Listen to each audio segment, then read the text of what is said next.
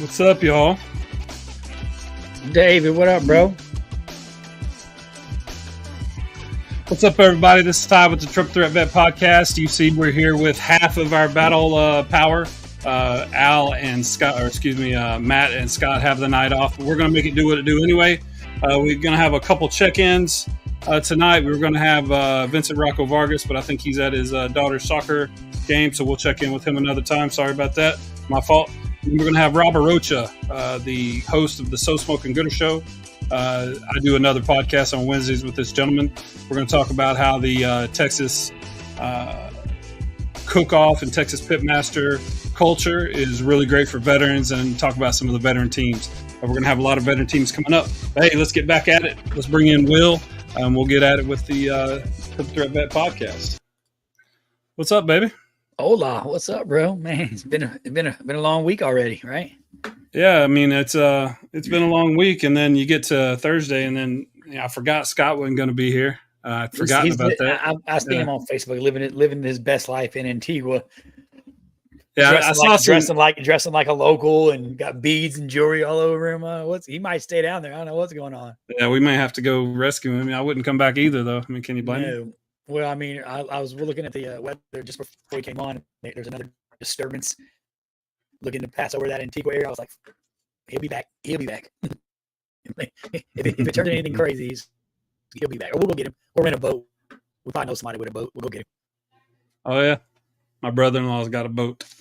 Have to go scoop him up. What's up, David Willis? Hey, yeah, what's up, Big Dave? Living in Florida, I've wanted, I'm kind of torn between a camper. My wife's like in this, because the world's, and we'll get into that later, but the world's kind of going crazy, right? So my wife's like, we need the camper, so when shit hits the fan, we can just throw the kids in there and just drive. I'm like, all right. Your internet's doing that same thing it did last week. You sound like a little chipmunk. Now you're muted. And I tell you what, Scott and Matt don't show up, and we're all fucked up, huh? It says you're muted yourself. How's that? Am I good now? Go. Yeah. I don't know. It's got to be this stupid mic. I'm going to get a new one. Does it again? Let me know. I'll just unplug it and go no mic. Just computer mic. Yeah, it's still doing it.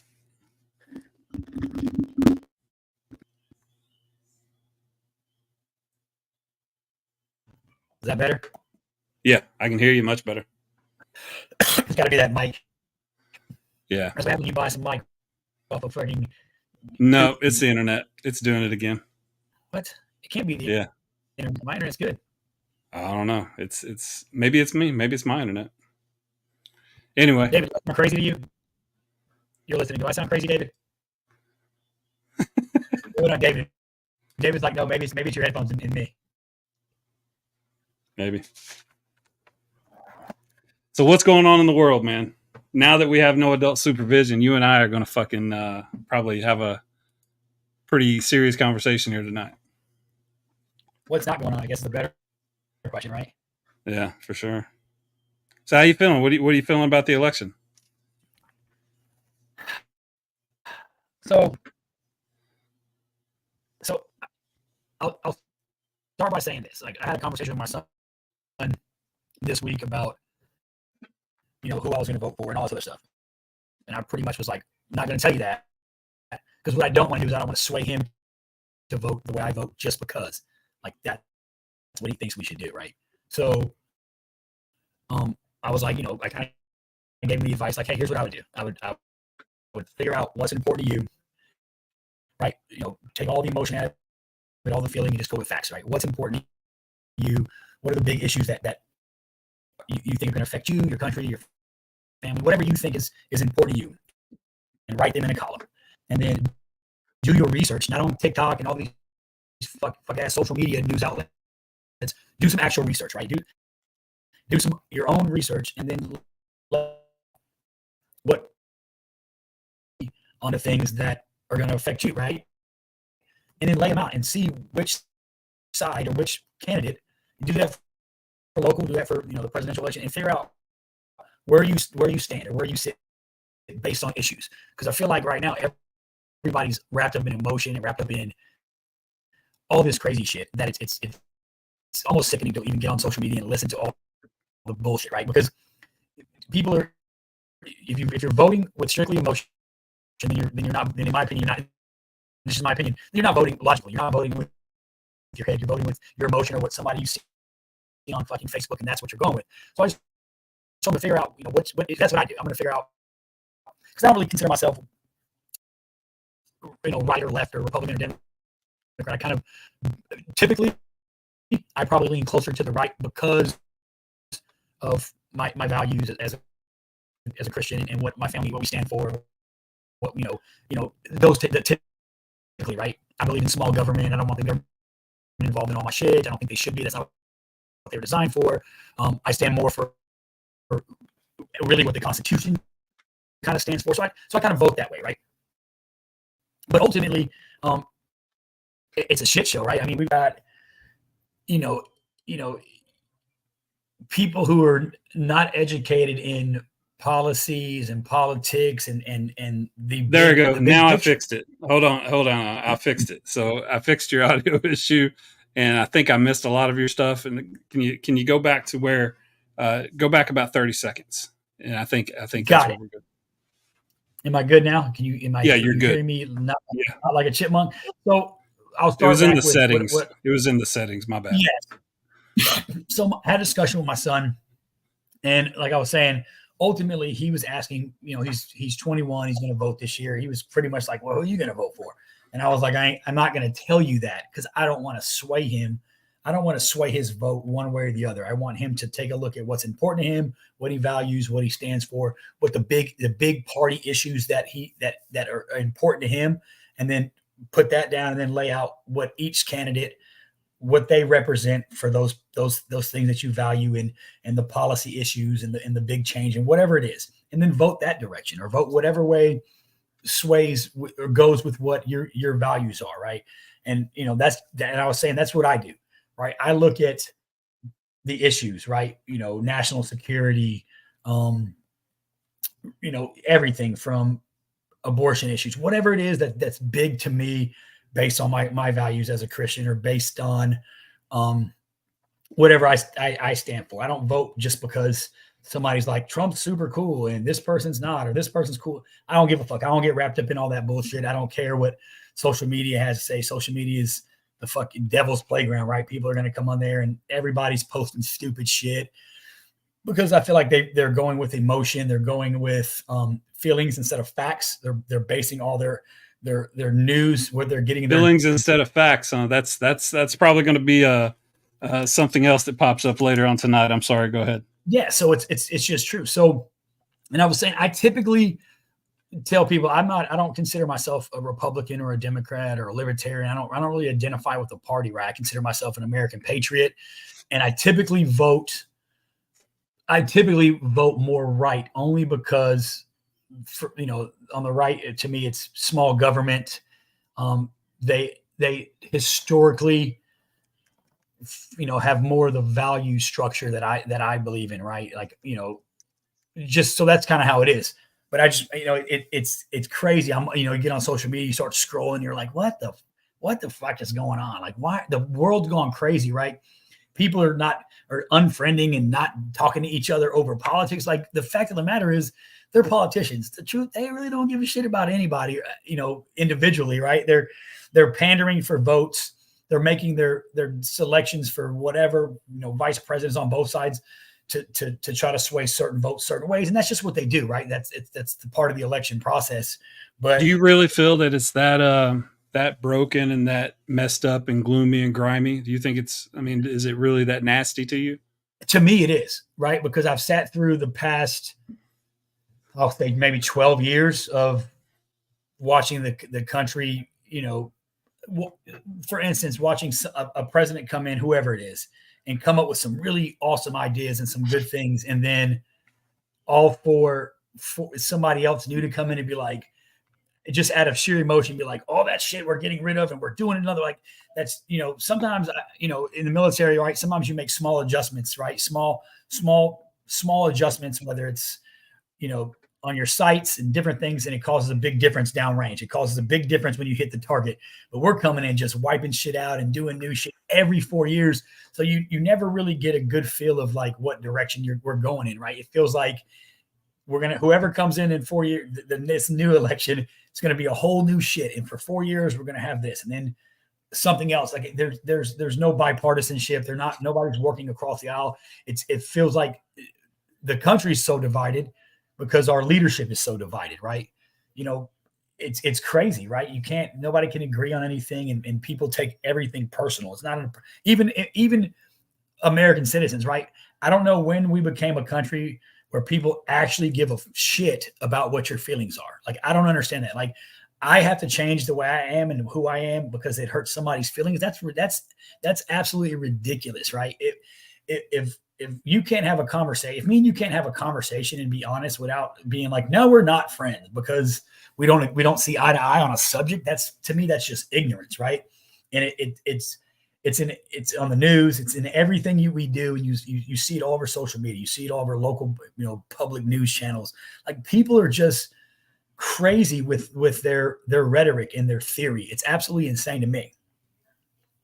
Yeah, I mean, I feel what you're saying. Here's from Doc Powell here, Amber Charrier. It's all about the wow factor. I feel like people got so whacked out during the C word, COVID. Everyone is primed for any kind of screen time dopamine hit, and it's pretty much a science to them now. And I won't disagree, but here's the counterpoint I'll make to you, Al. I feel like a lot of the corruption, a lot of the underhanded things that are going on in 2024, at least I think people used to try to have civil discourse whenever they were discussing things. I don't agree with the over the top. And I know I'm a hypocrite. Most of my friends will say this because if someone says something to me and it pisses me off, I'll probably come back over the top. So this is kind of the point I was trying to make a couple weeks ago is we've, as 360 million people in this country, the sounding board, the people that are rattling to the top to be the political leaders are the people that speak like that. And that's because that is America's voice. Right. I think it's an unfortunate thing that we can't be like, for me, you know me, I'm a 6'1", 350-pound guy, and I'm an ass kicking dude, very deliberate. I'd rather smack people most of the time than talk to them. But I am a big teddy bear. I'm a big loving guy. But I've done all the deliberate stuff in war. But at the same time, I'm okay with if somebody's discussing their feelings, I'll listen for a second. It's not going to get much past, because I lean probably to the right, more than I would say I'm leaning to the left. So, but there's no way I could possibly vote for Donald Trump. There's no way. There's absolutely, and I'll say it because I want people to know that. Yeah. I think that Donald Trump is the person that's going to win. I think the Republican Party is the party we need to win because of the defense posture that this nation needs to be under domestically and for foreign policy because of all the things going on in the world. So I think this is a strange comment, but I think Republicans are better for the company when we're talking about offensive or defensive from war operations. When we talk about like making things better for the populace and making a big government that will just take care of you and everybody can suckle off the teat and there's peace and everything. Some of the Democratic ideas I agree with. Now I'm almost a 50-year-old man that's experienced a lot of things. I'm from Kentucky, Florida, and Texas. So those are pretty much Republican, states. But for sure, anybody that knows me will know that I am probably the most open-minded hillbilly in the history of the world. So I'm here to have these conversations, and I'm glad you bring it up. So what else you got, bro? Yeah. So, and it's funny you say, because it's rough because I'm torn the same way you are, right? I know that. And it's painful having Matt who, doesn't want to talk about it, and I respect that he doesn't want to talk about. And then you have Scott that wants to talk about it, but we have views that I want to tell people about because, like for instance, Rich LaMonica is going to tell people how he feels. Yeah. And it's probably going to be, it's probably going to be good for the people. If it were bad, I wouldn't want him to have a platform. But. I in my older age, I think I've gotten more tactful in my approach and the way I say things, but I rarely hold my tongue, especially if it's an issue that, right? If it's an, there you go, you're Sarah about the Braves. Especially if it's an issue I feel strongly on, right? Like, and some things like I'll just let it go. But when it comes to like when I'm discussing like things that are going to affect my children and their children going forward, and especially when you look at just where the world's at, right? You've got, just craziness going on all around us and all over the place. And I feel like the American public are just either too wrapped up in their own feelings and what makes me happy, right? Life, liberty, pursuit of happiness.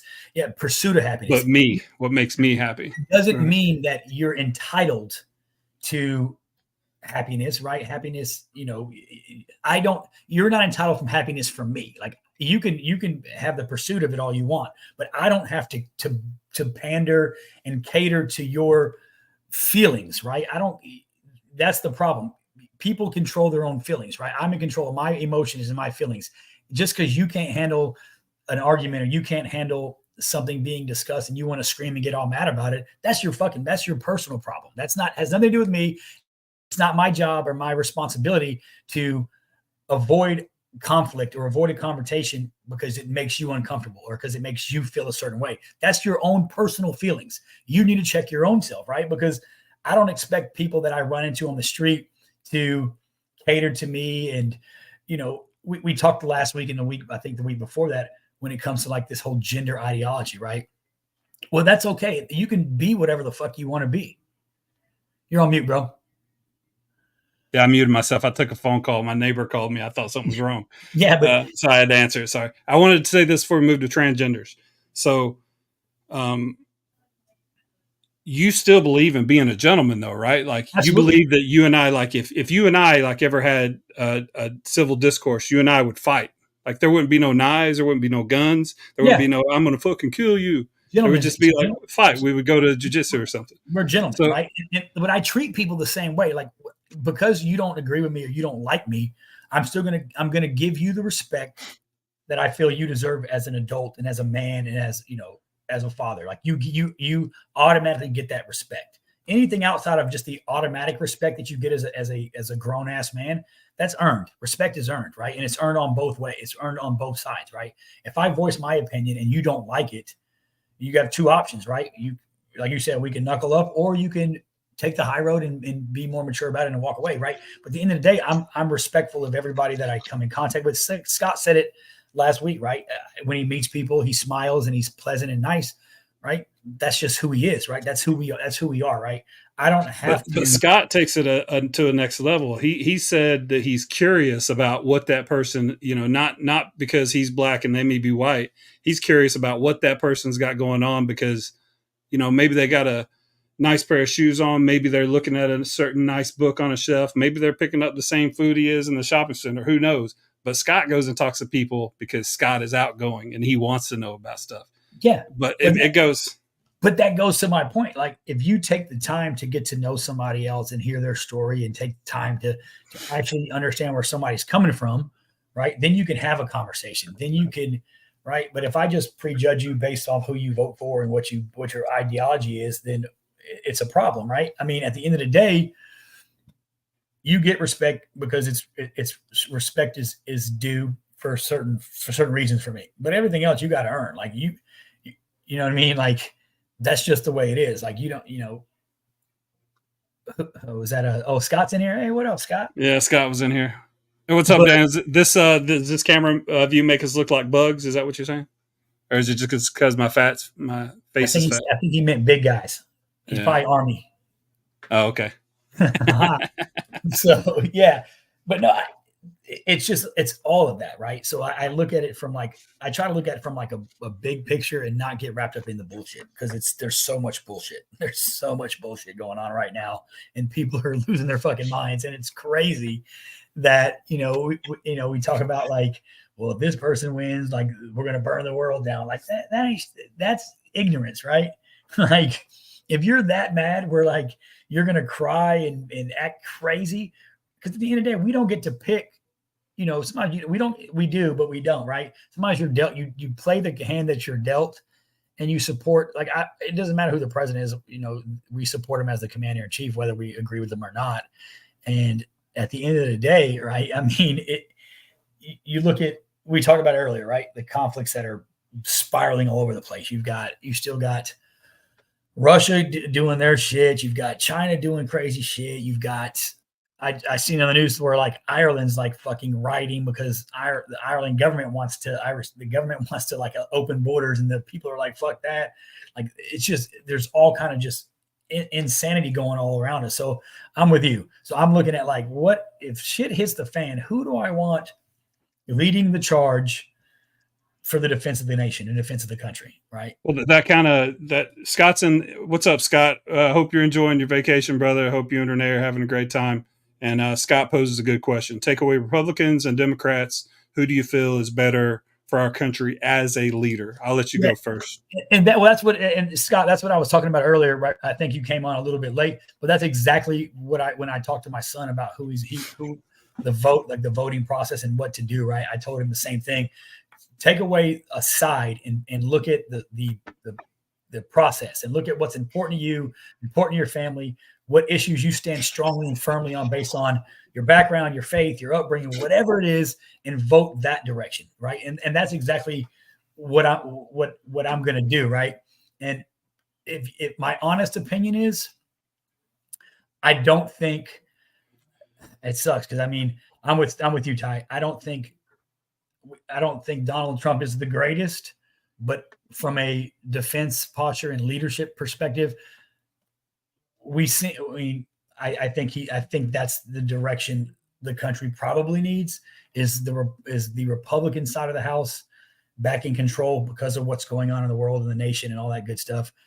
Nothing against Kamala Harris, but at the end of the day, I don't feel like she was a stellar vice president. I don't think she's going to be a stellar president just based on her track record. And I'm not talking about, well, she was a lawyer and she did great.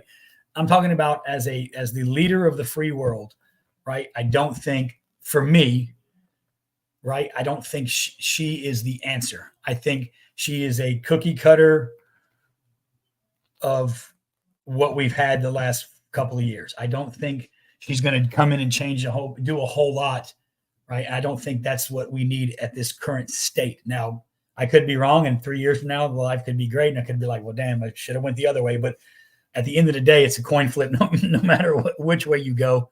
But I do, Scott. I'm 100% with you. I don't care. I don't choose a party. I don't care about a Republican, Democrat, or whatever party you identify with. I care about the issues for me, and I'll say it and I'll give a shit. As a Christian with conservative values, who's raising a family, who served in combat, who's a veteran, I don't feel like, as a Christian, if you are, and it's going to piss people off, but if you're a Christian and you truly read the Bible and not pick and choose, because we have pastors that are doing this already. Like they skip over certain stuff because they don't want to piss people off, because they like that money. They're for profit pastors. But if you dig into the word and you really get into what the scriptures say, and I mean Old and New Testament, because we can sit here and be like, well, the New Testament, I know all about the different covenant under the new covenant, because Jesus Christ died on the cross and came back and gave us the new covenant. Before that, we had the Mosaic covenant, and we had the Abrahamic covenant and the Davidic covenant, all these different covenants and laws that we were under.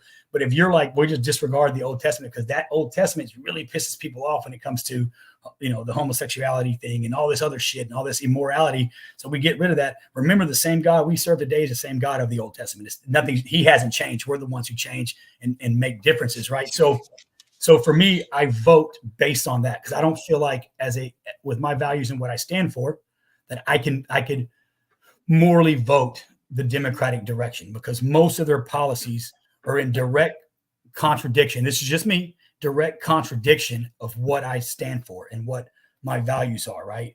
I can't say that, I'm pro-life and I believe in children and this and that, but they're a pro-choice party and they believe in, and I've had that argument too, like, well, pro-choice, I get it.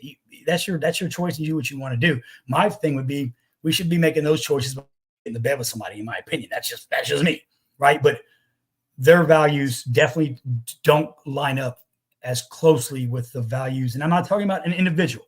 I'm not talking about fucking Donald Trump's fucking personal values. I'm talking about the party he represents values as a whole compared to the Democratic Party for the way I vote, right? I can't morally vote for a party that is all about everything. Everybody should have the right to do whatever the fuck they want and goes completely contradictory to the religious beliefs that I believe. That's it. Cut and dry. Yeah, I respect that.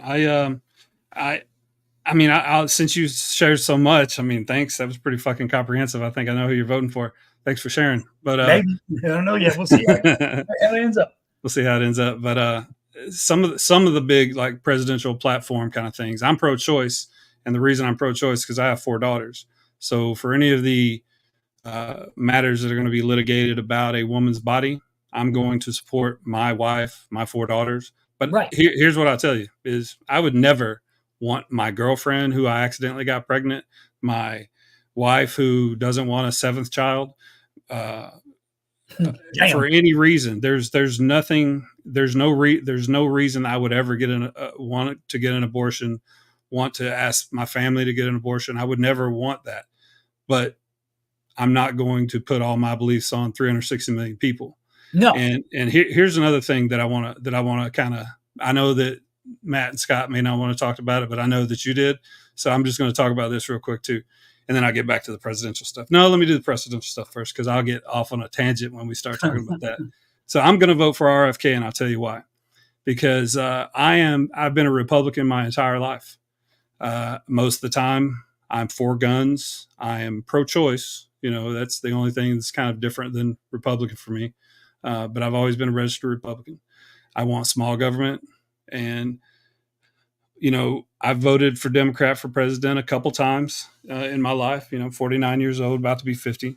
But for this time, I'm going to vote RFK Jr. And the reason why is because I cannot morally vote for Donald Trump because of what Scott says here. And I'm not trying to just swing on Scott's comment, but it's the truth. We recruiters know that we've been in situations where we've had to fully qualified applicants who were denied by an open speeding ticket. So how could someone qualify to be the leader of the country with open felony charges? Make that make sense. Here's the problem, Scott. I can't make it make sense. I don't understand why he was charged with those felony charges in the first place. I don't understand what all went on. I think it's atrocious. And I think that the people that are running our government are making us look like fucking idiots for the rest of the world, both parties. And that's why I'm so fucking angry that I am literally going to throw my vote away because I can't vote for Donald Trump. And I don't think bad of Vice President Kamala Harris. I don't think very great of her, but I think that she can make things happen. I just don't think that as a president, we want things to happen as quickly as she likes to do them, because she's about business. Like, she gets shit done real quick in California. It may not be the stuff that I want to get done. It may not be the stuff that I would vote for, but she gets stuff done and she's connected. So she could be a good leader. But like I said, probably during peacetime when we're all, you know, trying to build jobs and we're not worried about foreign policy and stuff, because I really don't think that because of the state of the Democratic Party that she could positively represent the United States of America in foreign policy. Doesn't matter who it is at this point. Not that it's Kamala Harris. It could be Walz. He could have been the VP. Whoever it could have been, whomever Democrat. There's no one that can save the Democrat Party for the next 4 years, I don't think. I think they need to go back and revamp. They're going to have to come back to center because there's too many factions in the Democratic Party. I know we've never done this, Al, on the show, but this is the shit I like doing. So this is why you're probably going to hear me talk. The Republican Party, they need to reform themselves as well. If I could do away with both parties today, I would, and just have people run as themselves and not worry about parties. Yep. Don't know how it would work. So obviously we can't do that. We got to keep the 2-party system for now with independents and other ones that raise their own money, start their own conventions. And then eventually we'll have more than 2 parties, more than the 2-party system that the 2 major parties at least. But so I think the Republicans need to stop fucking calling people names. There's no reason for a president, no matter if he's right about the aptitude of a person that's 83 to run the country or run his own brain. I understand that, but there's no reason to call names as the president. That should not be the person that's representing 360 fucking million people from the United States of America. That should not be the person that's representing us. That voice is not what should be representing us. And the people in the media, that voice of, oh, this person sucks and that person sucks, and oh, we got him on this and we got him on that. That stuff needs to stop. If we get out of the media and we get out of the big cities, New York, Chicago, LA, Houston's the fourth biggest city in America. These big ass cities, there's so many people in them that people are angry and people express themselves in different ways. And sometimes when people express themselves, other people are offended by it for no fucking reason. A lot of times they just like to argue, and that's okay. There was a guy on the So Smoking Gooder show last night that he was a Marine. I won't say his name because, I don't know if he wants me to talk about it, but anyway, he was on the show and, he had an opinion. Other people had different opinions, but I knew from the beginning that dude's a veteran. You're not going to change his mind. Doesn't matter what you say. And he's a Marine. No, you're not changing his mind. So that's the way I feel about a lot of things. Who's the best leader? Me, Scott. The Republican and Democrat Party, I gave them a chance. I said I would be VP for both of them. But now I'm telling you, y'all need to come get me. I'll be the president for the Republican or the Democrat. I'll make America for real great again. And fuck what everybody else says. I'm the one. No, I'm with you. And I see Scott's point too, right? But I guess I don't get wrapped around the charges either, only because the same reason that you alluded to. Like, I don't understand why he was brought up on these charges when a couple of years back you had Hillary Clinton doing such worse when it came to national security and the laptops and the private. Like, I don't know why some people get charged and then other people don't, but I think it's all just part of some big grand scheme of in the political world to, push certain agendas forward and not, right. So I don't look at it like, well, he's got pending felony charges, right? At the end of the day, I mean, that could have been there ain't probably a president that ever sat in the seat that they didn't do something ignorant that could have been, the same problem could have been brought up on charges, right? So I'm like, and I'm kind of with you, Scott. Like, I'm following RFK very closely too. It's, looking into his stuff too, because I'm not 100% sold either way. I know which direction I'm definitely not going in, and I've already made that clear. I'm not going left on this. I'm either going center. I'm probably center or right, just because, like I said, and I think I think Gil had said it earlier. Castillo said it earlier. The same thing. Like, look at what your families, and so I'm looking at it from the betterment of my family. I'm not looking at it from, well, this person is whatever. I'm not getting into the feelings part of it. I'm looking at just strictly facts and what I've seen in my 43 years on this planet and what I've seen, so that's the way I'm going, right? There's nothing on social media is going to sway me one way or the other. Nothing that CNN or Fox News puts out is going to sway me one way or the other. Again, I'm voting strictly based off of facts and what I feel is better for my family and what I feel is better for our country. Not all this other rhetoric and all this other outside noise, right?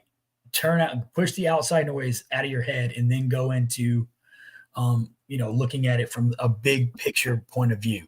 Not, what's going to make me feel warm and fuzzy inside. I'm looking at it. What's going to be best for my family long term? What decision is going to be better for my 10-year-old daughter, right? Especially moving forward. What direction I don't want her to have to grow up and go through a freaking World War III and World War IV. Like, I want her to live in a peaceful country, right? But unfortunately, the direction that the world's going in, that may not be the answer. So I got to look at who's going to better protect her and protect, her when I'm not around to do it. So I'm voting strictly with where the issues are and where I stand on those issues, period. And if it was the opposite, if it happened to be Harris and her side that are firm, that I'm firmly ingrained with what their policies are and what their issues are, and that's what I feel strongly for, then I'm going for it. Because me and you, we talked about it before. I consider myself pro-life, but I have an asterisk. I told you I have a little asterisk beside that because the asterisk. Yeah, there's an asterisk when it comes to that. I'm not like just so for like no one should ever. I feel like there are some situations, right, and it's maybe not popular, and people are like, well, whatever, right? But there's certain situations for me that I'm like, well, I can understand that, right? Rape and incest and sexual trauma and sexual abuse of women and children, and then they get pregnant and stuff like that. I understand it from that side, absolutely. Yeah. What I don't understand and what I don't believe in is using abortion as a form of birth control, right? You're a consenting adult, make a consenting and educated decision to not crawl in the bed with some deadbeat ass dude or woman crawl, a man crawl in the bed with some deadbeat ass woman, and now y'all done had a baby because you were too fucking stupid to use fucking condoms or to fucking make an educated decision and not get pregnant. So now we're pregnant. So now we're gonna use fucking the morning after pill, and we're gonna fucking pop that like Tic Tacs, or we're gonna go have an abortion. Those are the issues I stand on. Like, yeah. I think every situation is situational dependent, but big picture, that's those are some of the big issues I stand on.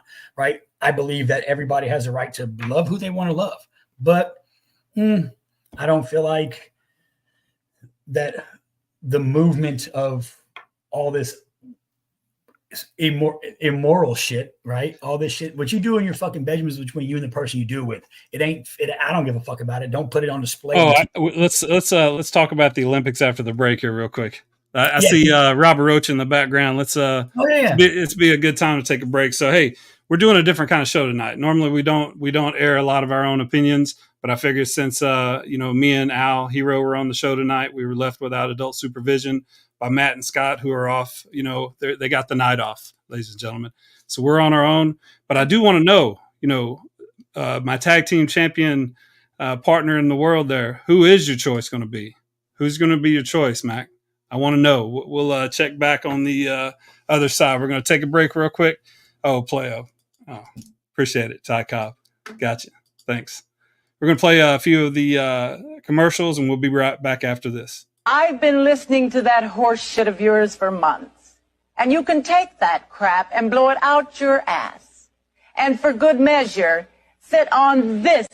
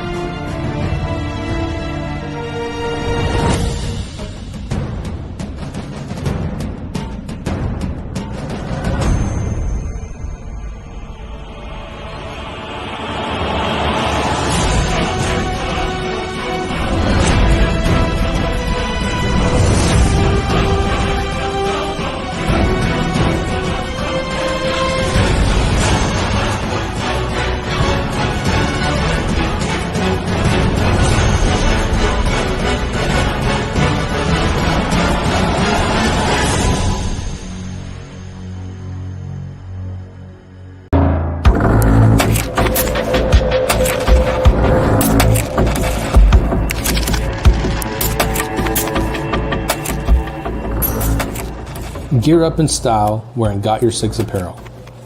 Every purchase makes a difference. It's more than just clothing, it's a statement of gratitude. Upgrade without breaking the bank. Discover cost-effective, high-quality clothing made in the USA. Each shirt is handcrafted by our team in the great state of Texas and shipped for free to your front door. Got Your Six is where quality meets purpose. We're a small veteran-owned business that takes pride in the mission and the value of our products. Join us in growing a community, supporting our heroes, veterans, and first responders by wearing a custom design. I thought you'd never ask. Visit sameflagsameoath.com and use the code TRIPLETHREAT for 10% off. Follow us on all social media platforms for any upcoming releases or events, and you can reach out to us with questions anytime.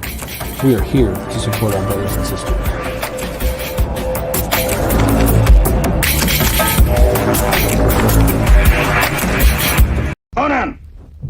best in life. To crush your enemies, see them driven before you, and to hear the lamentation of their women. That is good. This is true. That's always the correct thing. Yes.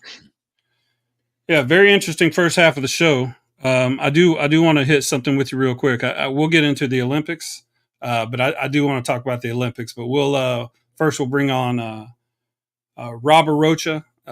Robert Rocha is the Texas Pitmaster that is proprietor and owner of Bullhorn Barbecue and the host and creator of the So Smokin' Gooder Show. So I've been listening to the So Smokin' Gooder Show for about 6 years now. And the aspect of it that I really want to be able to show to our audience is not that it's just a Texas, barbecue show, which, talks about Texas barbecue, which is the greatest barbecue in the world. And I think is a absolute American national treasure. But he has also seen what this sport can do for veterans. And I did say it's a sport. So let's bring on Robert Rocha, the co-host or the host of the So Smokin' Gooder Show and Texas Pitmaster with Bullhorn Barbecue. Good What's up, Robert Rocha? Oh, man. How are you, Ty? I am well, sir. Feel like I just saw you, my man. Yeah, I know. So for the audience that doesn't know, and you may have gotten a taste last night, I put the So Smokin' Gooder Show on our channel. So I'll probably start doing that on Wednesdays just so you can see what some of us do. And if you're a veteran, you want to get interested in, or get involved in the barbecue, hit us up on the So Smokin' Gooder Show, and we'll get you out with the Texas Chrome Heroes Foundation. But anyway, Robert Rocha. I want a shirt. Can I get that shirt? I was just going to comment. Yes. Damn, bro. Can I get the phenomenal? Damn, I saw your little tag there. It said phenomenal, Mr. Phenomenal. Yeah, we have a little saying.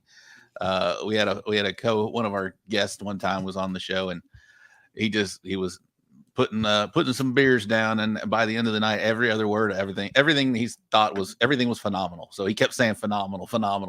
So it just became a little tagline, and our show is now phenomenal AF. But yeah, we need to get you one of these for sure. Apparently, I say phenomenal all the time too. So that's where it came from too. Yeah, the first 25, 30 episodes, phenomenal was probably said 35, 45 times an episode. Absolutely. But he's definitely toned it down in the last 20 or 30. For sure. Well, honored to be on your show, guys. This is awesome. Yeah, Rob. So Robert Rocha, for our audience, tell us a little bit about the Champions Barbecue Alliance and what Bullhorn Barbecue is and what you do as a Texas Pitmaster.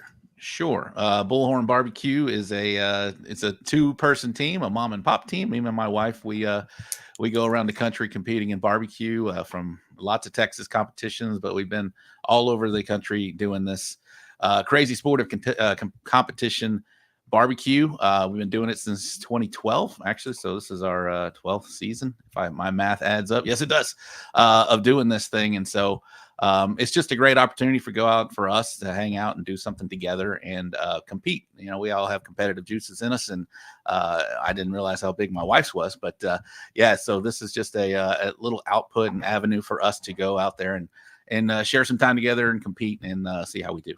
So, and then as far as what was the second part of that question, Ty? Like, how long have you been? You kind of answered it. How long you've been competing as Bullhorn, and then what is Champion Barbecue Alliance as a sanctioning body? What does that mean? So there's a few sanctioned bodies in Texas. I'm on the board of the Champions Barbecue Alliance. It started in 2021, so this is our third full season to be doing. So basically, we're a sanctioning league. Basically, we have our own set of rules. We have our own way we judge things, and it's just everything has a criteria. So as a cook, you go out there, where the boundaries are, what you can do and what you can't do, and it's judged. Everybody is judged fairly on pretty much an equal scale. So it's just a sanctioning body. It's a league with rules. So Al, I've likened the preparation for barbecue into a lot of what we do for prepping for deployment with logistics. Cleaning your weapons. I've likened the ammo to what meat you pick, because people have certain stores they go to. The barbecue store out in Hempstead, the chopping block has 2 locations, and I've been given to this sport, and I've been interested in the sport just because of a gentleman named Tom Clark with JC's Good Old Boys introduced me to it. We had some cook-offs at the Tomball VFW, but what this does. Okay, let me ask this first, Al. How interested are you in barbecue? Like, are you consider yourself a badass barbecue on the weekend? Yeah, absolutely. I barbecue during the week. I barbecue on the weekends, and I will echo your sentiment, Ty. I've been everywhere. Like I've spent time in Memphis in the military. I've spent time in St. Louis. I've spent time, you name it, Carolina. I was in Carolina my last tour. People gonna get pissed, but you can take it for how you want it. There's no barbecue like Texas barbecue. There's a food truck down here called 850 Barbecue, and he's an Army veteran from Texas, and he's posted. They do competitions and stuff too, but he's always posted up down the street from the house every Saturday. And I don't care if I just ate, like I'm going there and getting lean brisket from him. And like Texas barbecue is to me is top. And like I said, and that's coming from someone who like people are like, oh, Carolina barbecue. Nah, I like your sauce. I like a mustard based sauce. If I'm going to even put sauce on shit, normally I don't, but if I'm going to use sauce, I like mustard based. But unless you've traveled around and had barbecue from everywhere, you have no idea what you're in for. That Texas barbecue to me is the epitome of barbecue. So if I go to a place for barbecue and they put fucking sauce on my shit, like your barbecue's garbage because you're hiding something with that bullshit you just put on my shit, right? So yeah, Texas barbecue is true. But I love barbecue. I grew up. My dad's always been big into barbecuing, and then as I got older, I started buying like the nice shit. And, I have like everything, right? I have the old school Texas smoker. I have the stack smokers. So I have everything. Oh yeah, you got everything. He's in it. He's like, barbecues. You need that. Next time you come in town, I'm gonna take you out to meet Dustin Stanley at the barbecue store in Hempstead. Yeah. I used to. I mean, even techniques. I watch y'all show, Rob, all the time, and I'm like, oh, nice. I used to Texas wrap with aluminum. Now I'm messing with butcher paper. So I'm trying different shit. But yeah, absolutely. Like barbecue. I mean, I'm from the South. Like that's like barbecue. Yeah, exactly. Like a fucking staple. Like and Rob, the people in the military, like we PCS, that's how we bond. We talk shit about like people from Memphis. There's a lot of people from Memphis in the military. There's a lot of people from St. Louis in the military. A lot of people from Texas in the military. So you're talking about like when people get together and start talking about whose brisket is best and whose tastes best. You want so sweet. We talk about that stuff in the military. I actually feel terrible because I don't talk about Carolina on the show that much. I just talk about St. Louis, Memphis, and Texas. Well, Carolina's kind of twofold. If you go to Carolina, like one side of the state is pork. And then you have the beef side. You have like bases and different things. Like they're like a divided state, right? And their barbecue's good. I like their barbecue. Not a big fan of like burn ends and shit. Like you can have that, right? But at the end of the day, some of the best stuff, man. I'm not a big. So now that we got Rob here, I want him to answer some questions from us. So, all right. So basically, I've been doing the show with him as producer Ty. I'm basically just an engineer, but so I sit in the back, and what I've learned from this has been amazing. So what I want to ask you, Rob, is maybe. I know Texas barbecue is your favorite, but if you had to choose one of the other three, Memphis, St. Louis, or Carolina barbecue, what would be your favorite from them? Well, they're all different, right? So Carolinas, like you mentioned, half the state is split, but there's a big whole hog side of things with the Carolinas. Yep. Alabama has that white sauce that they use on their stuff. Memphis feels like it's a lot of ribs, a lot of pork as well, sauced heavily. Kansas City, they say they cook brisket. Come on, it's okay, but I guess if I had to choose, Memphis to me, it just seems like it's a different, almost it's barbecue, but it's just a different style. A lot of ribs, a lot of baby back spares, pork, and it's just they have like a molasses type of sauce on their stuff. Mm-hmm. So to me, that's if I had to choose one outside of Texas. I was going to ask the same question to Al since he's been all over. I was going to say I like the Memphis style too. And I'll tell you who I think is underrated in the barbecue world is Hawaii. I love Hawaiian barbecue. I like what they do. They do a lot of the whole hog stuff too. I'm a big fan of like the Guam, Chamorro style and Hawaiian style barbecue that doesn't really get a whole lot of cred because it's different. But yeah, I would say Memphis as well. Yeah, it's a good middle of the road kind of saucy, sticky. Yeah, it's like very sweet. All on your face very brown sugar, molasses, ketchup based barbecue is good. I mean, I'm but even with me, when I buy, like if I use barbecue sauce, I'm always mixing. Like I'm always, if it's ketchup based, I'm pouring mustard in it. Like I like that mustard base. Yeah, that's good. Grant Pinkerton has a good mustard based sauce. Ty, if you want to try that. Is Grant Pinkerton, is he a veteran? No, that's Willie Richards, a veteran. Willie Richards is, yes. Right, yeah. A lot of veterans, like you mentioned, doing competition barbecue out now. Yeah, and I was gonna say that I think from the veteran community, like I think the barbecue world, right? And I've never competed, but I know that I've got buddies and stuff that do, and like small town stuff, and they do barbecue cook-offs for like the local fair and stuff. But I tell you what, for me as a veteran, I mean, I remember meeting guys checking into a command and meeting somebody on a Monday. And by Friday, that's where we're at. We're at somebody's house. We're barbecuing and we're firing up the grill or the smoker. And like you sit around, there's, you have a couple of drinks and you're telling war stories and sea stories and it's that camaraderie, right? And then you add the competition side of it where now you're back operating in a team and you're competing for a goal, right? You have a new mission. I think the veteran community mission, you said it right there. Yeah. The mission that these people Right. that go through the Texas Chrome Heroes Foundation, that's exactly what they do, Al. Yeah, and I think it's huge, and I think there's definitely a need, right, in the veteran community for something something like that, right? It's an outlet outside of gun clubs and PTSD groups and different type of things. I think barbecue, food is a natural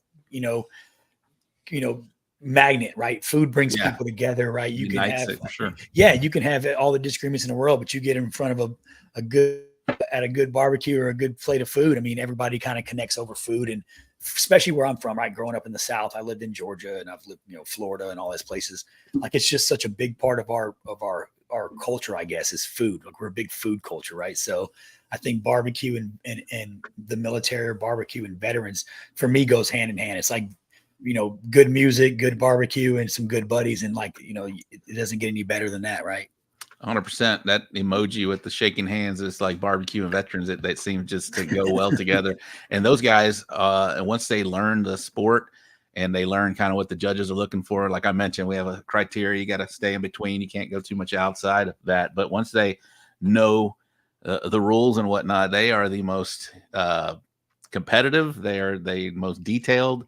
They're great, and they take to the sport and they do well. And after a while, you'll see them rising to the top of this against all the other guys. I see the bronze boot. Were you prior veteran, Rob? I was not. That's a funny story. Yeah, it is a great story. Tell that story, Rob. I see the bronze boot in the background. I love veterans. I support them any chance I get. Veteran, there's a lot of cook-offs that are veteran centric that they support veterans causes and whatnot. And one of them was at the Tomball VFW. It was our heroes wear combat boots, and the grand champion and the reserve grand champion got this boot right here, which is heavy. And by the way, you guys wear this out there. But this boot is actually Mr. Ty Cobb's boot. This was his boot right here. Worn. It's a big ass shoe. Man. A big ass boot. Big ass damn. Yeah, boot. that was actually one of my boots that I wore in deployment. It is my favorite trophy that we've won doing this thing, and it means a lot. And especially, I didn't realize it was Ty's until after the fact, and it just means that much more. Does yours not have the plaque on it? It just has the tags on it. No. Oh, no. There's supposed to be for every subsequent year. There's this plaque on it. Hold on. I'll show it to you. 1 second. Okay. Yeah. So So Rob, I guess my question for you, what got you into barbecue?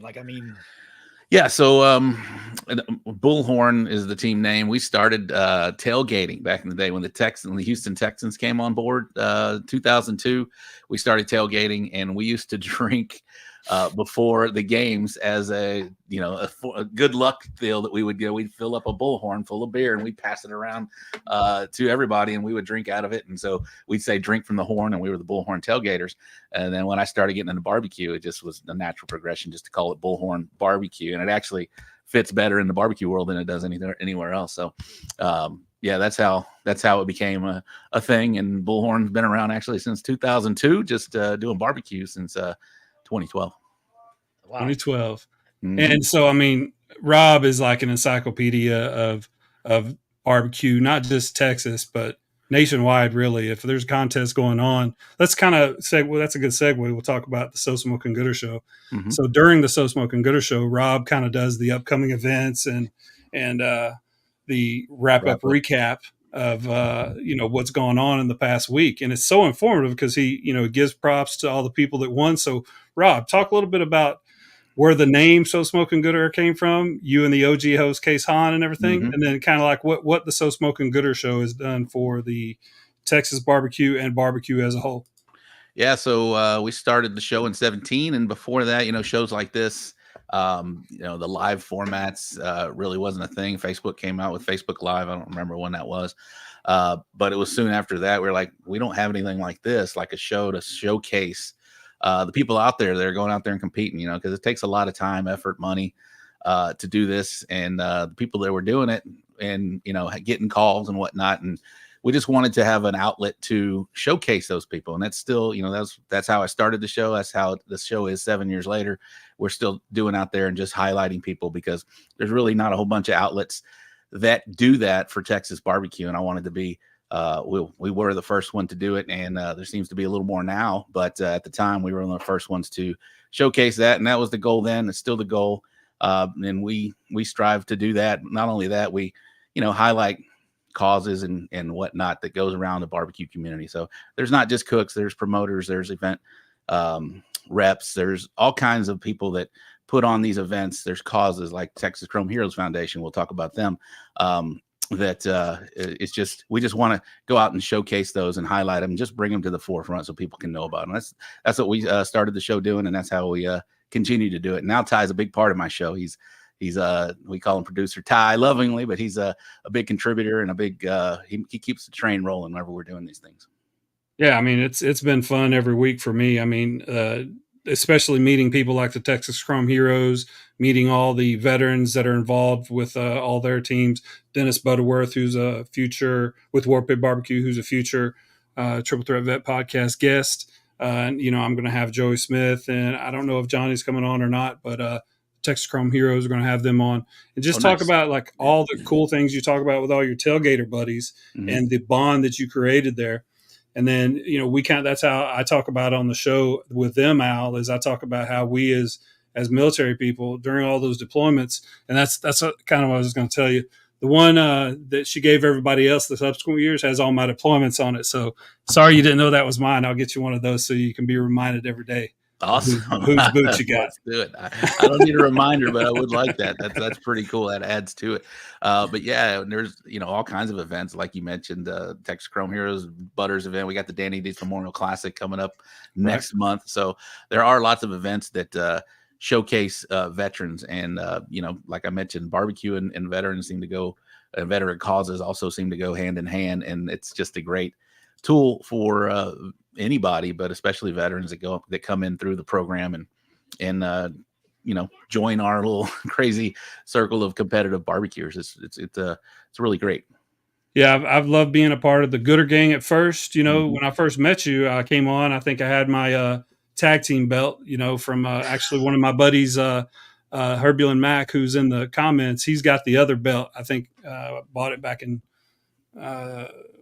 early 2000s whenever we were at White Sands, or mid 2000s.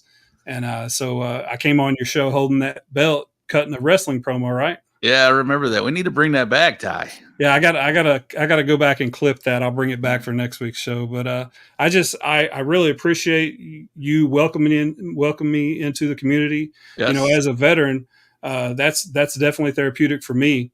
And me a little bit here in Houston. I'm involved in so many different things, and I cast a wide net so that I can bring some of those little tidbits back to, the Triple Threat Vet podcast, and we can give it to our audience. So the So Smoking Gooder show, when does that come on, Rob? Plug it for me real quick. Yeah, every Wednesday night, 8:00 Central. We go live, and we do it on Facebook, YouTube, and Twitch, and we talk barbecue, and not only just how to cook and what to do, but just showcase, like I mentioned. We like to highlight the guys and gals that are out there doing it each and every weekend, and see what they can share with the people that we call the Gooder gang. There's one in the comments right now, Mr. Carlos Calzada. He's watching. He's a veteran and competitor, so we see him all the time on the trail. I was gonna talk about Josh Hale. Oh, I wasn't gonna say his name. Absolutely. But he was he's one of the guys that are so detailed, and we you can literally, after every cook, you can take your finger on the inside of his cooker, and nothing comes off. He cleans it like a weapon at each and every contest. It's as soon as our last turn-in of the day is, he's tearing that smoker apart and put him in solution to clean it already. He's already on the path to keeping them clean every week. He was a long range guy. That's why he's so meticulous. Yeah, I was about to say, my wife does it. We barbecue here. That's what I'm doing. I'm outside. I can't put it away unless it's clean, unless it's brand new. You know what I mean?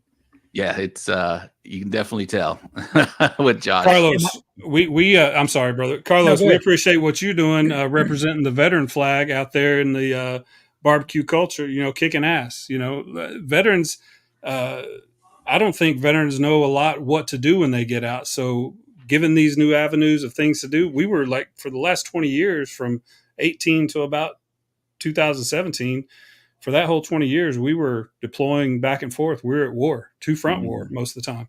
So to be able to have an outlet and to have these avenues where there's other people like you, that's good to know, man, because even if we get people to come out and frequent these events as consumers, go out and support them by buying their merchandise. This is a veteran-owned business. They're out there kicking ass, and the Champions Barbecue Alliance is great. The IBCA is great for veterans. Dennis Butterworth is the president over there. And I just think what the Texas barbecue and barbecue as a whole does for veterans post-military, or even when you're in the military, it's great. So, but one more thing, Rob. Yes. Really appreciate you coming on the show. Absolutely.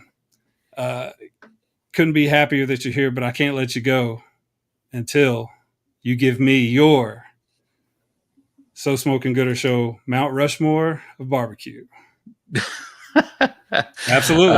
We're talking barbecue right now, right? Yeah, we're talking barbecue, and it can be whomever you want it to. You can be it can be IBCA, CBA, whomever, KCBS. Put whomever you want to in there.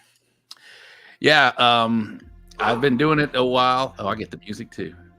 I'm hearing music. Yeah, it's going to be clipped. It's going to be clipped. So go ahead. Yeah, so we've done this before on the show, but I'm never on this one, so we'll do it again. Fred Robles. This is a gentleman that cooks way down in the tip of Texas, down in the valley. But he actually went to the American Royal. Sorry, the dog's barking. Went to the American Royal, which is the biggest contest in our sport, and brought home the grand champion. So that was a big deal for us Texas guys to go into their sandbox. Like I mentioned, we have a set of rules. They have a different set of rules. 1 second, please. I'm sorry. They have a different set of rules. And he went up there and competed in their sandbox and won the first time for Texas. Please shut the dog up.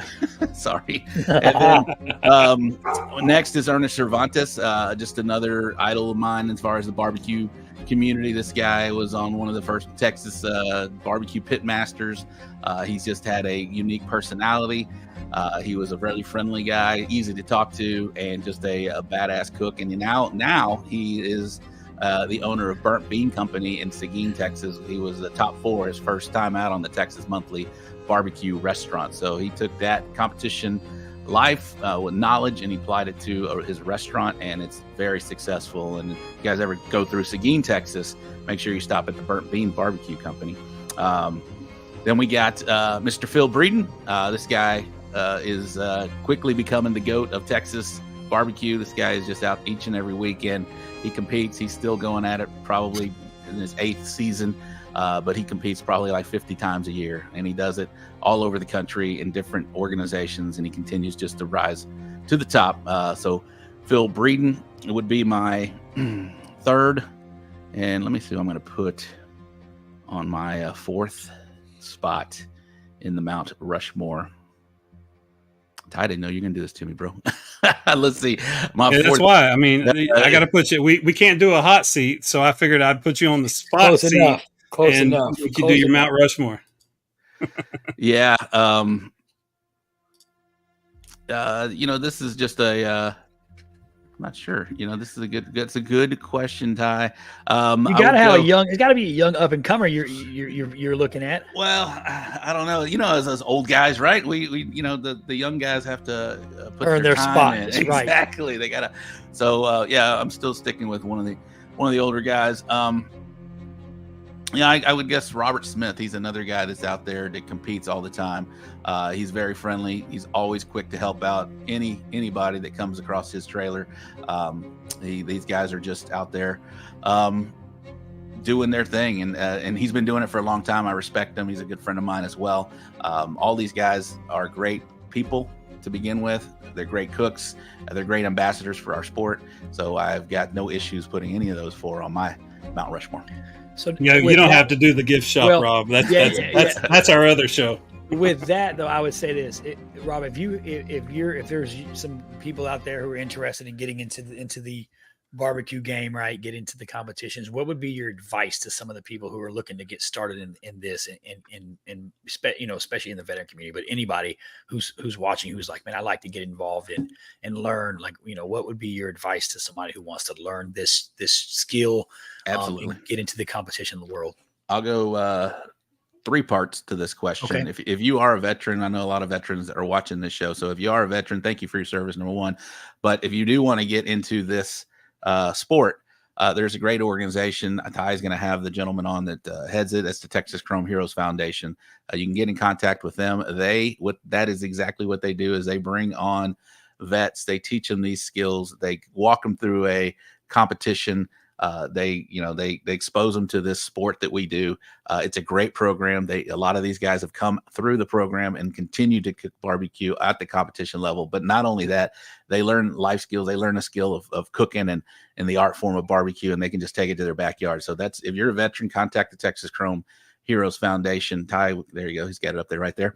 And, put an application, and they're always looking for people to help out. And so that's one way. The second part, if you are not in Texas or, have access to the Texas Chrome Heroes Foundation, go on YouTube, man. There's a lot of great videos on barbecue, how to do barbecue and whatnot. But those right there, that's just a great entry. You can go on YouTube. So much good information on YouTube to learn barbecue, just from the backyard to not just barbecue. There's steak. There's all kinds of barbecue fusion now that's out there, and it's all online right now. Yeah. Who would you say for YouTube? Who would you say would be a good teacher or somebody who's been doing it right? Who would you say if I was going on YouTube right now, I was like, I want to find. There's a million people in there. Who would you absolutely? Say? There's Al. You don't know how good a question that is, Al. Go ahead. There's a Texas legend called Clarence Joseph. It's Mama and Papa Joe's Barbecue.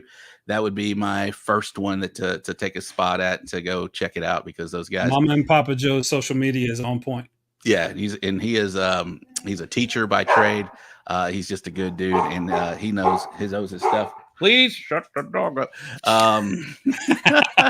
Hey, Rob, I want to make an observation real quick. He's got to give me his third. He's got to give it the third. I'm sorry. Go ahead. I'm sorry. The third is to tune in each and every Wednesday at 8:00. There you go. Because we teach barbecue. We teach barbecue. Yeah. You will learn. We have a saying on our show: "Shut up and listen." Because if you just shut up, watch, and listen, you're going to pick up something that you can apply. So yeah, there's a lot of great avenues to go and learn. Not so much competition barbecue, but just barbecue in general, to where you can get a slab of ribs, put it on there, make them taste great. Like Al, you were talking about earlier, trying different sauces, doing all kinds of stuff like that. Briskets are real intimidating. It's a big chunk of meat. It's a lot of money at the store, especially nowadays. So you want to at least have a game plan going in there. Get on YouTube, check them out, watch our show. We talk about it, and you can ask questions, man. We have a group of people we call the Gooder Gang, and they're all cooks. And so for the most part, you ask a question, you'll have 10 great answers on a question that pops up in the comments. So that's my 3-part answer to your question now. Perfect. Now, what you got, Ty? Sorry. Yeah, I'm sorry. But this just is glaring to me. Like, Rob, most of the time when you and I are talking, we're either talking about the So Smoking Gooder show, or we're just we're at a competition and we're chilling. Yep. So the voice that you're using right now is like your chill voice, and we're at a competition.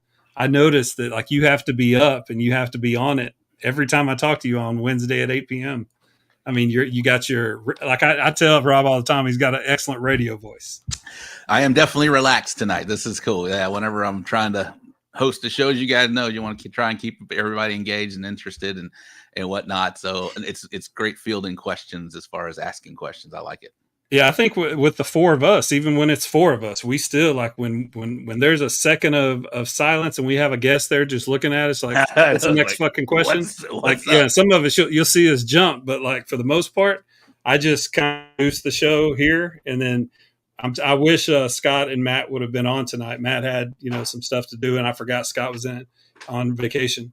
So I want you to meet these guys, Rob, because they mean a lot to me. Doing your show and you mean a lot to me. I love the ambassadorship that you do for barbecue. Thank you, Ty. And so I like the fact that you got to come on here tonight and just chill and be Rob Arocha and not have to be Rob Arocha, the So Smoking Gooder Show host that can tell you everything about an IBA. This has gone all over the place. I heard politics earlier, which is awesome. I loved the back and forth that you guys had and expressing your views and whatnot. And then I'm interested to hear about this Olympic comment or take that you have, Ty. But this is Rob has the face for radio. Yes, thank you, Carlos. It's an insult, by the way. No, it's been all over. It's been a pleasure being on the show for sure. Yeah, we appreciate you. So, I mean, thanks for coming on. I just, we do shows with just us as the host. So I just wanted to bring you on because I appreciate you so much. Thanks for what you do for me, because like I said, that Wednesday show, halfway through the day, I'm starting to think, who we got on today? So I started checking out social media, and it's a way for me to relax. It's a way for me to, Tatum, my son, my 11-year-old, he loves the show. He wears the hats. He wants to know who's coming on. He plays with Phil Breeden's kids and everything when they're all at the cook-off. So it's a culture, man. And Al, next time you're in town, I got to take you to a couple places, but I definitely got to get you to a cook-off here in town. And let's be honest, I don't know anybody who's ever been around some barbecue and's mad. So all the politics, all the you'll see some mad motherfuckers when they lose. Competition. But what I'm saying is, like, I've never been to a barbecue and been pissed off. Like you got a rip in your mouth. You really can't say a whole lot of bullshit. You can't voice your whiny ass opinion. I mean, let's just be honest. Rob, at some point we may have to have Al Hero on to come on to be a guest layman, rate my box. Dude. Have him come on to race some boxes. Like, he won't know what the fuck he's talking about. That looks good. 7. I'll be giving him a 10, and Eddie's going to be giving him 7. That's a nice crust and a good smoke ring. Shut the fuck up, Al. You don't know what you're talking about. I can hear Eddie's voice in my head right now. That's a 7 for me. I'm gonna go with a 7. I'm gonna go with a 7. 7. We say is the worst score, and we say 7s are personal. You give somebody a 7, they offended you somehow, just by the appearance of the box. But I want to say, guys, I love y'all's show too. I do tune into it. You guys have a lot of great in-depth discussion all the time. It's really cool to be on the show, because I have watched your show, so it's really good. And congratulations and much success. This is what, year 1, right? Almost through year 1 now. No, this is show 59 here. So we finished year 1. Yeah, we did 52 pretty solid weeks with having guests and everything, and then we took some couple weeks off and just had ourselves on, and then we tried some different stuff, and then I think we're ready to start having regular guests back and kicking ass and getting into our second year and trying new stuff. But it's just fun telling veteran stories. And it is. The So Smoking Gooder Show and Robert Roach is part of my veteran story now, man. It for sure is. Thank you, Ty. Yes, sir. And these weeks come quick, don't they, Al? Coming around each and every week. It's like, oh my God, it's already Monday. And then we got a show in a couple of days. But thank you guys very much. It's been a lot of fun. Relax for me is amazing. So good job, guys. And thank you for having me on. Ladies and gentlemen, Robert Rocha with the So Smoking Gooder Show and Bullhorn Barbecue. All right, buddy. We'll talk to you later. All right, bub. Yeah, I figured you'd like having Rob on. Hell yeah, man. He's fun.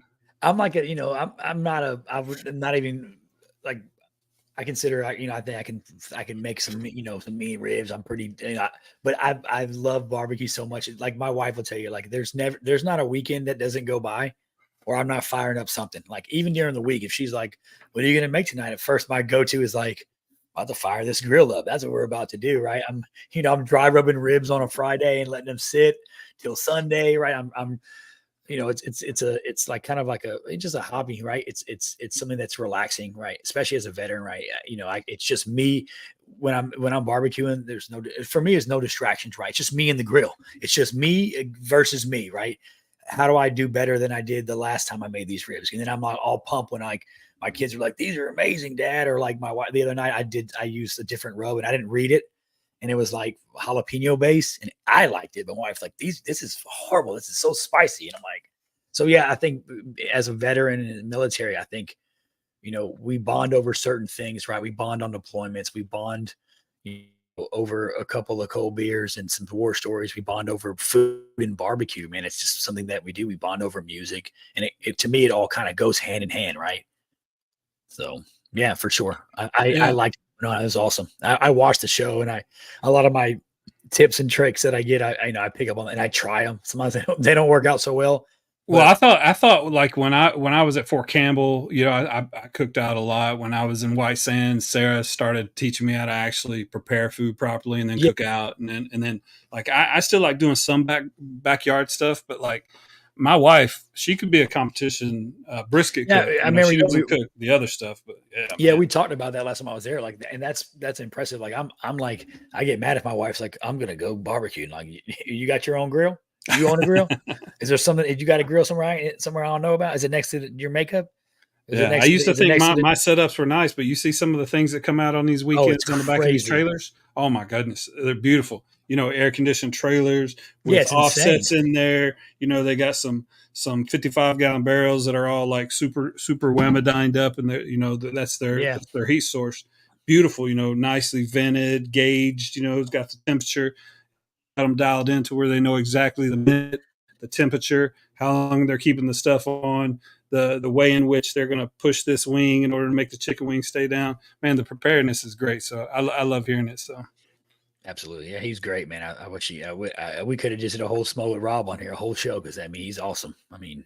And then what he's doing for the veteran community, right? Just giving back and helping and being a part of that and caring is a big part, right? Because wait till you start hearing some of these testimonies from the Texas Chrome Heroes Foundation when these actual veterans like Carlos Calzada, he's a coach for the program, and I'm pretty sure he went through the program, and he's a veteran. So they go through the program and they prepare them for everything. So it becomes it's awesome to have guys like the Robs, because I think as veterans a lot of times, and we do, and we're all guilty of it. I'm guilty of it too, where I'm like, the civilian world doesn't give a shit about us and nobody understands. The VA doesn't care and all these things don't care. But the fact of the matter is there's some really good just people out there who value the veteran service and what the veterans of this country have done for our freedom and for, let's be honest. If it wasn't for veterans, we don't have the ability to be on this show before the show and talk politics, because there's places in other countries and in the world where that shit would get us killed, right? We fucking walk outside and be hanging from a bridge somewhere.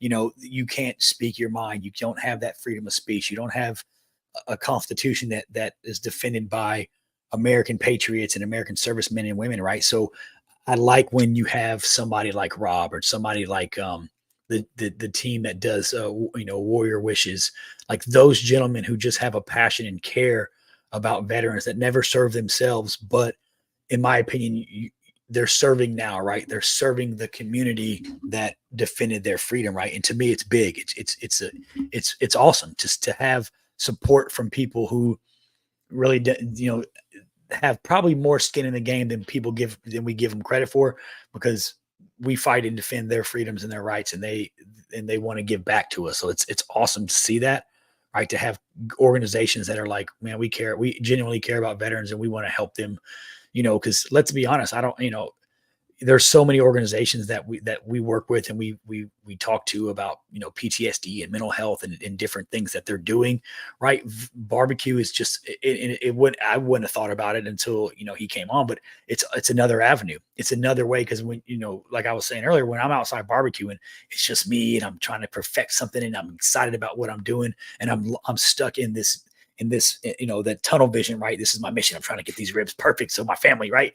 But it's relaxing, and it's just another avenue for veterans who are looking for something that, aren't into the the overlanding world or into the gun world and like, hey, there's other things you can do outside of the typical veteran, sports or industries, right? So I think that's what we try to do though, is try to just out there.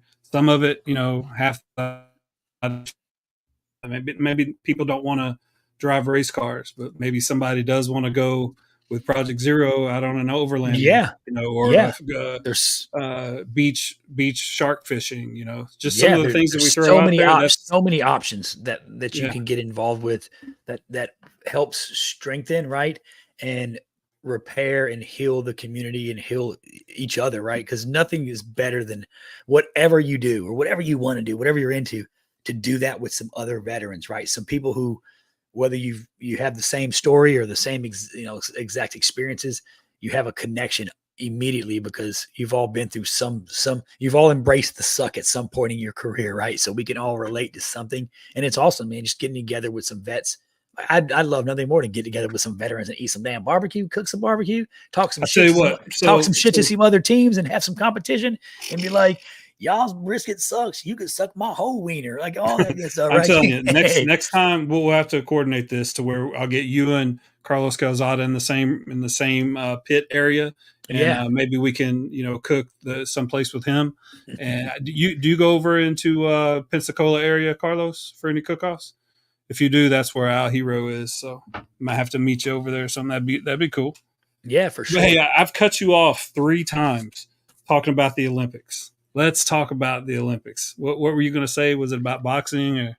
So because of all the craziness in the beginning, I really haven't followed it super closely. Right. But that was like crazy because I've seen so many conflicting stories about that boxing situation. Right. I've seen, I watched, Shannon Sharp on his podcast, talk about it, well, she's a biological, she just has more testosterone. So I'm kind of like, I don't even know what's happening now. If the truth of, and there's always, you're not supposed to mention Shannon Sharp on this podcast. All right, Scott's gonna be pissed. Fuck yeah, Shannon Sharp. that's a bottle, I think, right there.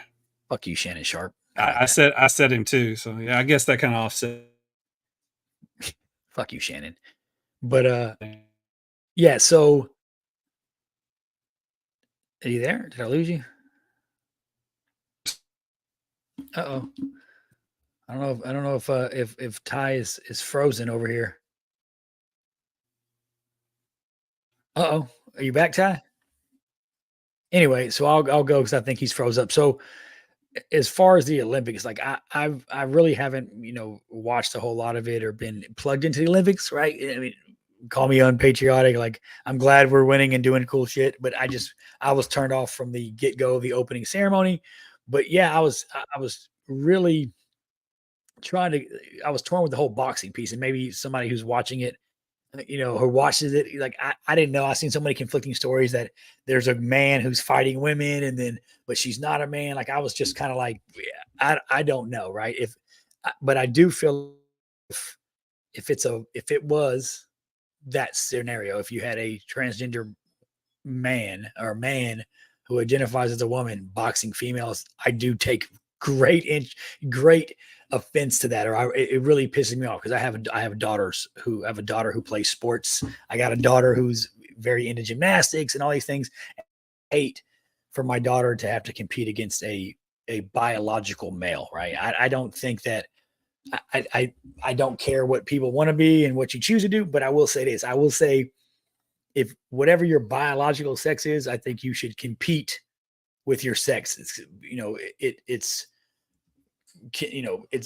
It's not biologically great, right? If I'm a man and I'm boxing women, like, that's just not, to me, that's not a competition. That's really more along the lines of like, you're just trying to win because you're not good in your own sport. But I don't know. Like I said, what I was saying, Ty, is I don't know what the truth is behind that story. Right? I've done some research. I've looked at it. So like what I was saying is, if that person is a man, they shouldn't be boxing women. That's just that. I don't care any way you slice it. Right? If you're a male, you shouldn't be swimming against females. if you're a man, you shouldn't be playing volleyball or basketball against women. It just doesn't make any sense to me, right? And that's not me being transphobic or whatever. That's me being a dad and saying I don't want my daughter competing against biological men, because these women, if that's the case, these women train years, they train their whole lives and forever to compete, right? To be successful in their sport, and to have that taken away because somebody else is like, I identify as a whatever, right? I'm going to go compete against women. I don't think that's right. So like I said, I haven't really followed the Olympics, not really my thing. But I mean, I watch it if it's on the news or whatever, and I think it's great that America's doing great. But at the end of the day, I feel like everything's political, right? We have politics in the Olympics now. We have politics in everyday sports where everything is a race thing or a sex thing or a whatever thing, and I just think it's kind of getting out of control. It makes it where it's not enjoyable to watch a sport or to be a part of it, right? So that's kind of where I am on the Olympics. I don't know if Ty, you there? Man, Ty must have got my internet connection. Oh, it's just me. They done fucked up. They done fucked up. With me, it's about to go down on the Triple Threat Vet podcast. But no, hey, I see your comment, Carlos. Yeah, it would be awesome, bro, to meet up, man, and get together. I'll reach out to you with some content information so we can chop it up, man. I'd like to bend your ear and kind of talk to you a little bit about the barbecue game. Well, it looks like I will say we were probably getting to the end of the episode because I think Ty is checked out. But I will say this: I miss you, Matt. Miss you, Scott. I wish you guys could have been here tonight. It would have been awesome to have some of that open discussion in the beginning, and then have you guys have a chance to meet Rob and bend his ear about the barbecue world, right? Because barbecue is delicious. We all love barbecue. Okay. Carlos, you are a doc. Okay. I love my corpsman. I've actually, we have a guest coming on, just so you're aware, just so everybody knows. We got a guest coming on, a guy by the name of Louis Forsica. He is a retired HM1 who was awarded the Navy Cross for valor in combat.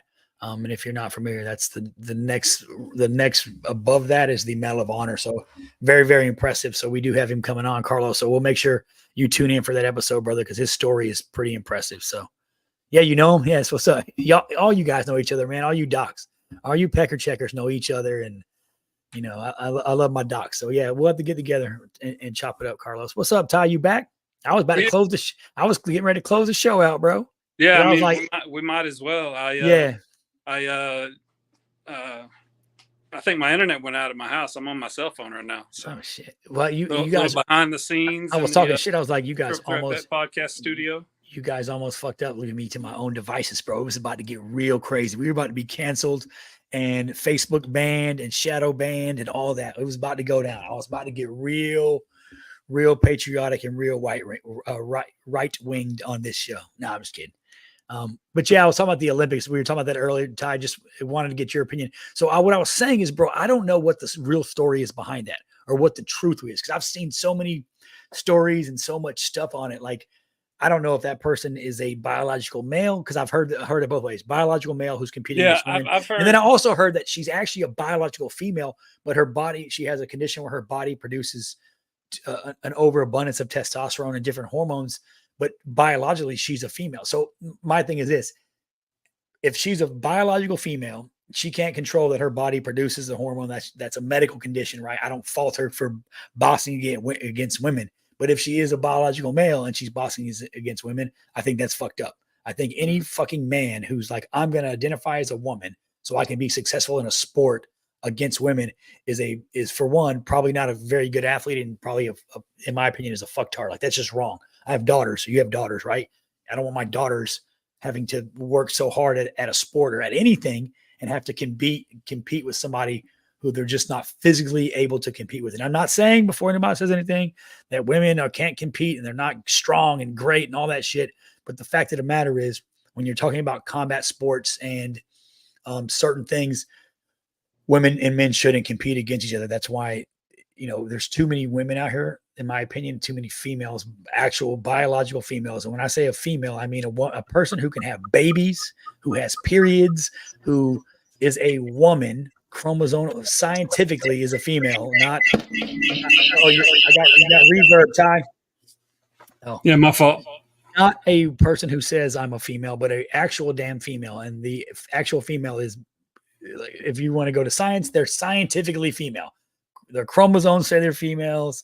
Their reproductive organs say they're females. So, yeah. So and Carlos just said it. She actually lost to some women a few times. So yeah, if she's a biological female, then hey, then more power to her. But if you're not, then you should not be competing against females. It's not fair to females who have worked so hard and trained so hard to be so great at something, to have it taken away by a man who pretends and says he's a damn female. And you can take that any way you want it. You can be pissed all you want. What I'm saying is, biologically, it's science. It's fact. Right. So I think that I just didn't know the story behind it because there's so many conflicting stories. So I really didn't really get into it. I just kind of was like, bro, shit. I didn't get much into it, but I think I did figure out that I wouldn't want a man that was a biological man to fight a woman in the Olympics. I just don't think that's the or to compete against. Yeah. I don't want a man to compete against women at all. Like to me, anywhere in boxing, especially though a combat sport, it's just not fair to me. But that's beside the point. I thought, I'm not trying to go either way with that either. I wouldn't. But the reaction that some of this stuff got, and the far this way arguments and the far that way arguments. No, she is a woman that failed 2 other drug tests in the Olympics, or 2 other gene tests to say that they had certain chromosomes or whatever. But yeah, bro, it's crazy. Somebody else, it's I don't know, it's crazy. My thing is stop making everything so fucking political. Everything's not a political fucking agenda. Everything's not let's just enjoy sports, and let's just let's stop making everything about the left or the right, or using it as, to boost whatever your fucking agenda is or whatever the narrative is. Stop using, we do it all the time. We do it with sex. We do it with race. We do it with everything. We make everything so political, right? Well, this person is the first white African American, Chinese American to do this. Why can't they just be an American who did?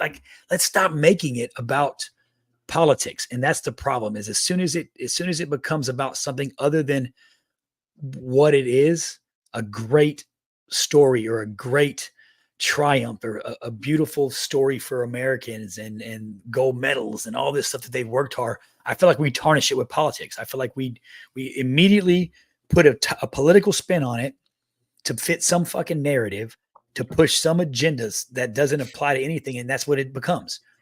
Right. I mean, then that's what it's all about. And I'm really over politics. I'm over all the infighting. Oh no, I will never be over politics. And I think you make some very good general points. Yeah, everything's spot on, but I'm going to be very specific about something. I think people overreacted about the opening ceremonies for the Olympics and it being an attack against Christianity. I just don't think that it was. I mean, anything in the world is an attack against Christianity today. I accepted Christ. I hope I don't get this wrong. July 19th, 1993, in the back of the Sunrise Church in Jacksonville, Florida, with a pastor named Jim Halstead, who my wife took me to that church. So I very much am a believer, but I don't think that it was a direct attack against the Last Supper. So I didn't initially, and then when one of the actors or whatever they were, whatever you call it, whatever they were, like their actors or whatever, the performers came out and pretty much said that, then I was like, okay, well, but how much do you think that could have been that actor or performer who was very artistic? And I remember texting y'all guys and saying, hey man, this opening ceremony is fucking, awesome. But I didn't see the part that was either, some people say it was about the Last Supper. Some people say it was about Dionysus and Greek gods and, offerings of peace and things like that. And so I'm more inclined to believe that than it was a direct attack against Christianity. But I mean, I'm a Christian myself, and Christians are always attacked. All religions are attacked. The Islam religion and Muslim religion and Jewish religion. They've all been attacked. Everyone's attacked because of their religious beliefs all the time. So let's just put that aside. So, I agree. Listen, though, Al, we've deployed so much. We've experienced firsthand a lot of these religions. I agree. I think and outside of like the Olympics, my problem with it is it seems to be like the okay thing today to be anti-Christianity or to make put Christianity in this spot where it's anti. It's anti. It's good to be anti anything today. Yeah. Right. I'm not anti anything really. Like I'm pretty easy to get along with. I think I've got a very, very defined set of beliefs, but I know I'll put my open-mindedness and my understanding of the world and love for the world and really my want for wanting to get along. I'll put that up against anybody. Yeah. I think. Now it's just the Olympics as a whole. I'll be honest. I've never really been into the Olympics, right? And it's not because I really don't. Yeah. I really don't get it because you know how competitive I am about everything. I'm really not like I like sports, but I watch if I'm watching football, college football, I'm watching the Bulldogs. Bulldogs or Notre Dame. But outside that, I don't just sit down and watch sports. Right? The Olympics, I feel like I got so much more shit to be doing than watching it. So I'll catch it on like Sports Center. But outside of that, and that's just me. I've never really been an Olympic person. Like, oh my God, the Olympics. I don't call me un-American. I don't give a fuck. I'm just not. I'm not. I don't. You're so much more American in so many other ways that I'm not. Where I'm like, God damn, Al, that's a lot of America right there. I'm just into the Olympics. I'm like, I like looking at the medal count and being like, we're kicking ass. That's really as far as I go. Like, we're winning. We're still the best. But outside of that, I'm like, I don't give. I try to like. It was on we went out to eat tonight, and it was on TV, and it was like the karate one. I'm like. And in my head, all I can keep thinking is, shit's weak. These motherfuckers are doing karate in the Olympics. That shit's weak. That shit wouldn't work in the street. Like, that's where my head goes. Like, oh, that's cute. Pretty kicks. If somebody double-legged your ass, though, and put you on your back, fucking game over, right? That's just, you know what I mean? I'm watching these grown men in the Olympics with pads on their head, pads on their chest, and thinking, you want to do some real karate? Take them pads off. Let them go. Let them kumite it up. Let them kumite it up. You know what I'm saying? No. That's what I'm talking about. Hey, Al, I love having this conversation with you. I love being able to have different conversations than we have most of the time. You know, most of the time we have a guest and we have pretty much a format of how we follow. It's fun to mix it up sometimes. We're called Triple Threat Vets for a reason. You know, we can go with 2, we can go with 3, we can go with 4. And, you know, we can talk about a different amount of things. So, as always, I love doing the show with you. But here's one thing I want to talk about. I know you're excited for this. Who's our guest next week, Al? I don't know who's next. Who's next week? Is it it's Bree. Yeah, Bree Bagwell. Super pumped. So I'm a huge country music fan, like period. And I really love Texas country music. The Bubba Wesleys. I had the privilege and opportunity and honor to meet Bree at the last veteran softball tournament. She's so down to earth, such a good, just a well-rounded, such a good person. I'm super pumped. And it doesn't help that she's smoking hot. I mean, that doesn't hurt. But she's just a good person, right? Cares about veterans, cares about, you know, her music's awesome. Like, I love her music. I think she's going to be awesome. I'm excited about having her on as a guest. Yeah, I'm excited that like there's people that you can be around, and we were around her at the Texas Veteran Athletic Association Celebrity versus Veteran softball game. So she was one of the celebrities. So Al, or it was you and Scott that went up to ask her, hey, you want to be on the show? And she was like, hell yeah, let's do this. So, you know, that's going to be fun. I'm excited. And I've been listening to her music ever since. And I'm not a big country fan, but like I like the fact she's going to be able to come in here to this podcast and be able to sit with us, just a bunch of Texas people. We're going to be talking shit. I know she's going to be talking shit. It's going to be fun. I'm going to buy me a cowboy hat and shit and wear me a little button down, like one of the little bolos. No, I ain't even gonna front because she'll call us out probably. I ain't gonna front. I ain't no cowboy, man. I'm a soldier. Yeah, I'm a country boy and a cowboy. It's a difference. Yeah, anyways, I'm a country boy. But well, no, great show, bro. I appreciate you. I love you, man. We'll definitely do it again. Same bat time, same bat channel. Yeah, absolutely. So, all right, yeah, we ain't gonna do the apart thing. We're apart enough. Matt, Scott, we'll see you back next weekend with again. Bree Bagwell. Is going to be a great show. We hope you watch. We'll catch you next week. Love you guys.